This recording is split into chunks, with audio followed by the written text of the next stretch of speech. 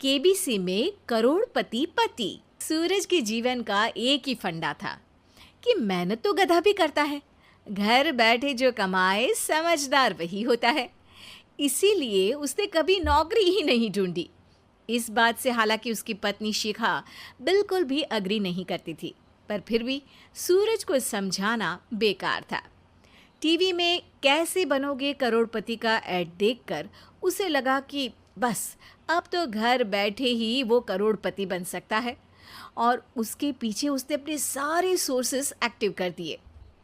2 हफ्ते में उसके कलीग के साले के पड़ोसी के बेटे का सोर्स निकलता है जो कि उसे शो में पहुंचा सकता है, और सूरज उससे मिलने चला जाता है। अच्छा, तो हमें मुकेश जी बता रहे थे कि आप हमें शो में पहुंचा सकते हैं। हाँ, उसमें कोई तकलीफ नहीं है। मैं कल अगर कोशिश करूँ तो इसी महीने में आपका नंबर आ जाएगा। अरे ये तो बहुत बढ़िया हो गया। अच्छा, वो सिलेबस और क्वेश्चन पेपर का कोई जुगाड़ है क्या? हैं? उसका तो कोई जुगाड़ नहीं है। तो वो वाकई में कुछ भी पूछ सकते हैं? हाँ, वो तो बच्चन जी पर है, जो पढ़ते हैं वो पूछ लेते हैं। पहली कोशिश फेल होने पर अब सूरज के सामने एक बहुत बड़ा सवाल था कि आखिर जवाब कहाँ से लाए। तब शिखा ने एक सजेशन दिया, क्यों ना सूरज अपने चचेरे भाई सुमित से मदद मांगे, जो कि यूपीएससी की तैयारी कर रहा था। हालांकि इतनी मेहनत करना सूरज को समझ में नहीं आता था, पर कोई और रास्ता ना मिलने पर वो आखिर सुमित से बात करता है। अरे सुमित, हमारा कैसे बनोगे करोड़पति के लिए सिलेक्शन होने वाला है। तुम हमें थोड़े चिट बनाने में मदद करोगे क्या?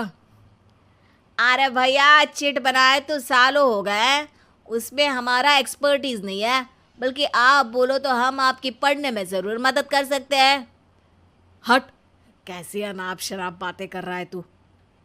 सूरज ने सुमित को मना तो कर दिया था, पर तैयारी करने के सिवाय कोई चारा उसे दिख भी नहीं रहा था, खासकर जब 12 के पेपर लीक करने के एक्सपर्ट शुक्ला जो भी हाथ जोड़ लेते हैं। आखिर सूरज को सुमित के पास जाना ही पड़ा, और उसने सुमित और शिखा से वादा किया कि वो बहुत मेहनत करेगा।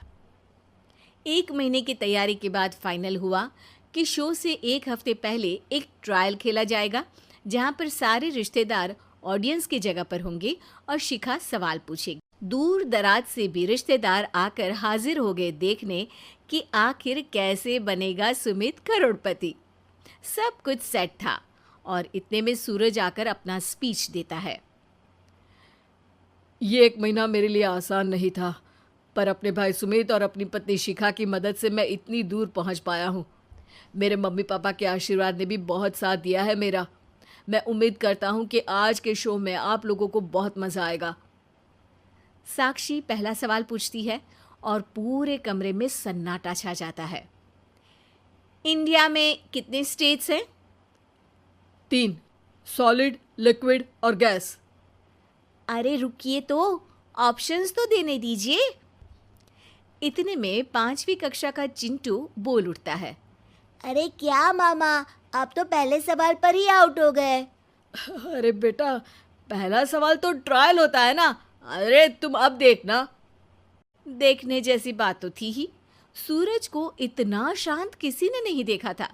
कभी कभी तो लगता था मानो सूरज आंख खोलकर ही सो गया हो।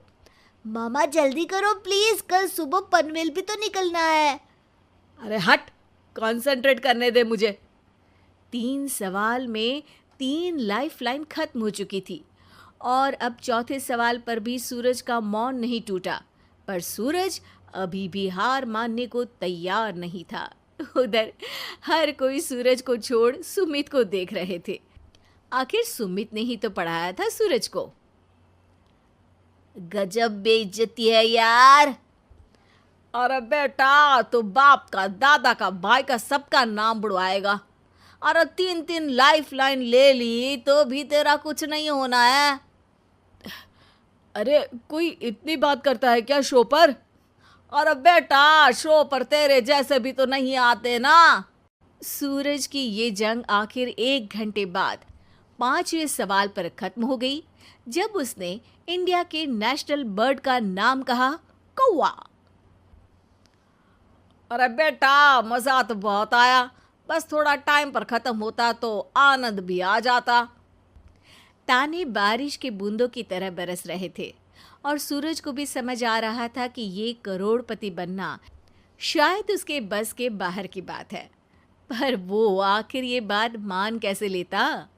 वो सख्त लौंडा जो ठहरा, उसने सोचा कि बेइज्जती तो हो ही चुकी है, पर अगर मैं हार नहीं मानूं तो शायद कुछ हो सकता है।